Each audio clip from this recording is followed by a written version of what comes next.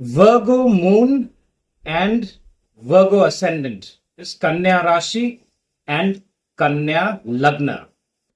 This video is for you. So if you have your moon in the sign of Virgo, that is number 6 here. And if you have a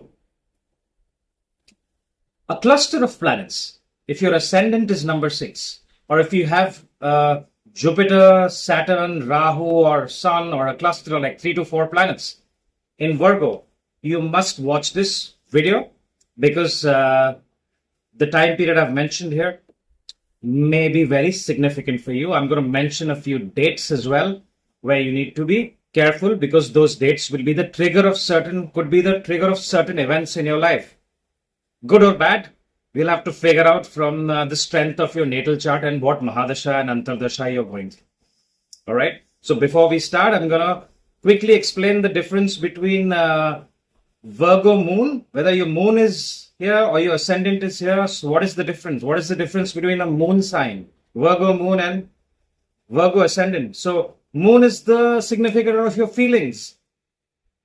Yeah. How you look at things, how you react to situations in life.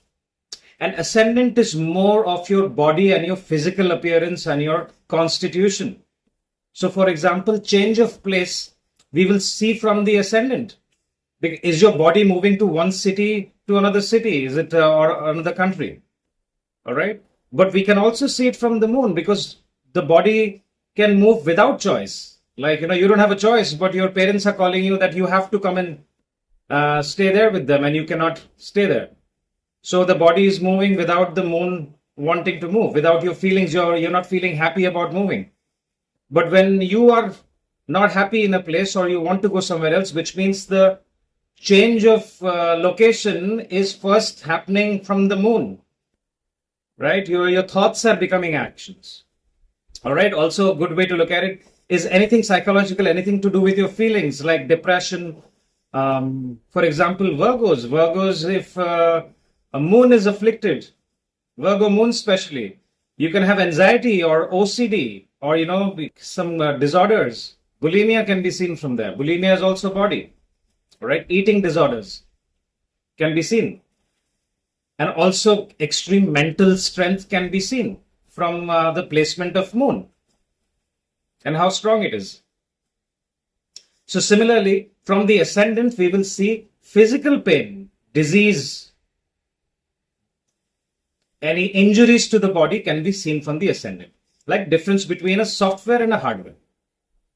Without the support of either one, the system doesn't work. Okay. So let's look at the conjunctions here. You see there's some major action in your 7th house, Virgos, right? You see this major cluster here. And then you see that Mars is in Gemini, but after 4th April, Mars is going to move to your 11th house of incoming gains, your network circle, where you socialize, your friends, your older sibling. Okay? And Jupiter will be in your 9th house of higher learning, travel, long distance travel. Your father, your principles, higher education is all seen from the 9th house. All right. So, first thing, Ketu has been sitting in your first house for a very long time. So, Virgo moons and Virgo ascendants, those who have gone through transformation, especially a spiritual transformation in the last year and a half, especially the ones going through Ketu Mahadasha, Rahu Mahadasha, Mercury Mahadasha, or even Venus and Saturn Mahadasha. Please mention in the comments so that we can share your experience with the other Virgo ascendants and Virgo moons. All right. Now, the transformation could be a body transformation, like, people who have gotten really fit, people who have completely changed their profession, people who have lost interest in their profession, people who have gone through turmoil depending on how Ketu is in your charts, because it's the sign of transformation. It's the Ketu is the Karaka of transformation. Is the Karaka of the non-material world, everything that Rahu isn't. So Virgo moons and the Virgo ascendants who have felt no interest in the material world and always now, and they have been contemplating about, what is the purpose of life? Maybe their life has no purpose. And you've been inclined to soul search and try to find out the reason, why am I working? What is the point of all of these things?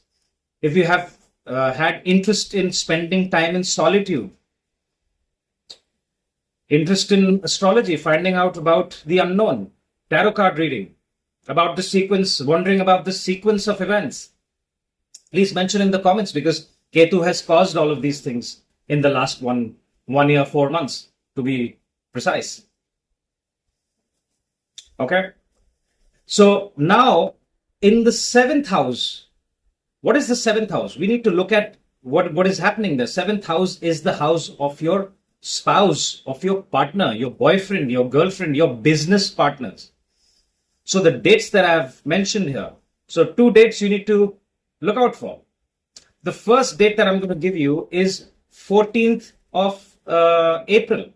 Why? Because Rahu and Saturn are going to be on the same degrees and it's going to be conjunct, and that will trigger events, especially if you're going through Rahu Mahadasha, Saturn Mahadasha, Jupiter Mahadasha, even Mercury Mahadasha or the Antardasha of these planets. So what are we supposed to do? Depending on how strong your chart is, where they are placed in your natal chart. If they are very strong in your natal chart, this could trigger fantastic events for people who are into business, people who are looking for business partnership, people who are into contractual work.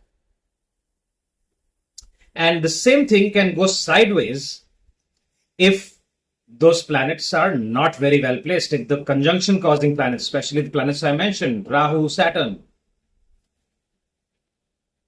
Jupiter, if they are not very well placed and they're forming not very pleasant yogas, it can cause separation from your partner. It can cause arguments. It can cause partner suddenly moving out or you wanting to break the relationship. All right. So be very careful if you're watching this video. Do not get into confrontation, especially when Mars is Mars is not a very good planet for the Virgo ascendants. Mars considers Mars is one of the most malefic planets. All right. So the ones going through Mars Mahadasha or Antardasha, please make a note of these dates. 3rd of April and 14th of April. These are trigger dates. Mars will transit out from your workplace, and which is your 10th house. Because in Gemini, it does not do good in Gemini. And it will go to your 11th house. Now it may trigger some kind of incoming gains for especially who are in business and who are who depend on the social media especially for their income. But make sure you are communicating with your partners and your family members with a lot of humility, right? Miscommunication can happen, right? You're trying to say something, but it can be interpreted in a wrong way. So make sure that you are using the right words, especially in written communication. All right. Now, Virgos are known to be most 9 out of 10 Virgos are extremely analytical and logical people. They like to evaluate any major decision that they take. So they don't usually take a decision with their gut feeling or just because they feel like that. They are the ones who are looking at all the other aspects before they take any decision. So use that logical thinking, although Mercury is going to be debilitated in your 7th house. Okay. Although Venus is forming a Neech Bhang there. So depending on how strong your Mercury and Venus is, and especially if you're going through Venus Mahadasha and Venus is very well placed, you could really gain from your partners. You could also consider marriage and a long-term relationship. People who are going through Venus or Jupiter Mahadasha, and the placement is good in their charts, they could also meet someone during this particular time that I have mentioned and consider a long-term relationship. Right? The ones going through Rahu and Ketu, you should take more time before you take sudden decisions. People who are going through Ketu and Rahu can suddenly consider marriage during this time. All right. So don't take decisions in haste, and use your logical way of looking at things and evaluate the profit and loss, and then take that decision. Yeah. Overall, for your money making, and especially the ones who are considering new business opportunity to do with IT, make long-term business plans. All right. The ones going through Sun Mahadasha after 14th of April to 14th of May, Sun will be exalted. It will be in your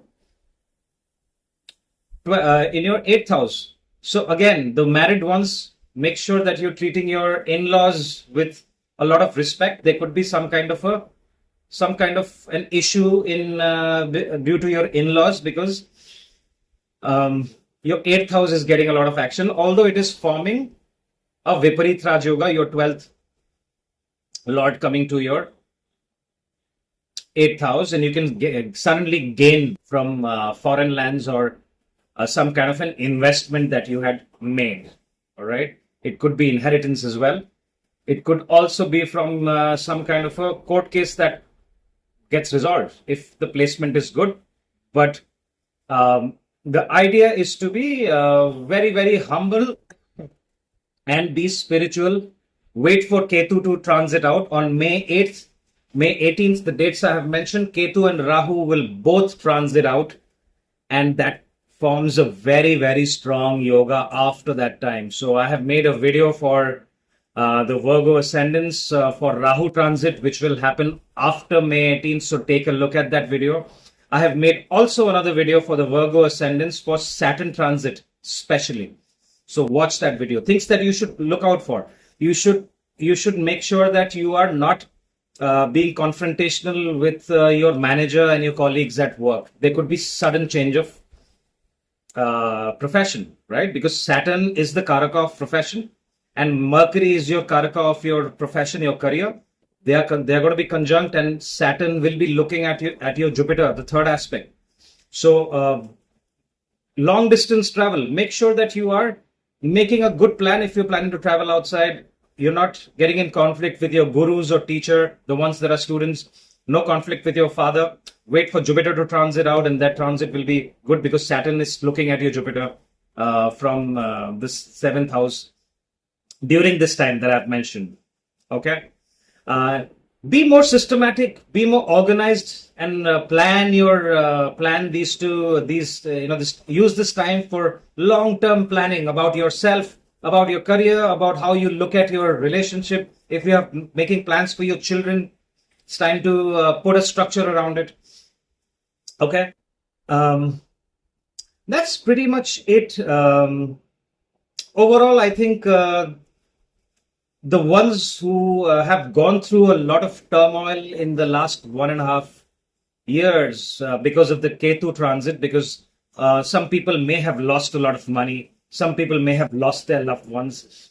Ketu transiting out of your Lagna could bring relief in those areas of life. Ones who have Saturn is a very Yoga Karaka planet for you. So great time for people who are looking forward to start their own business. It's a fantastic time. Okay.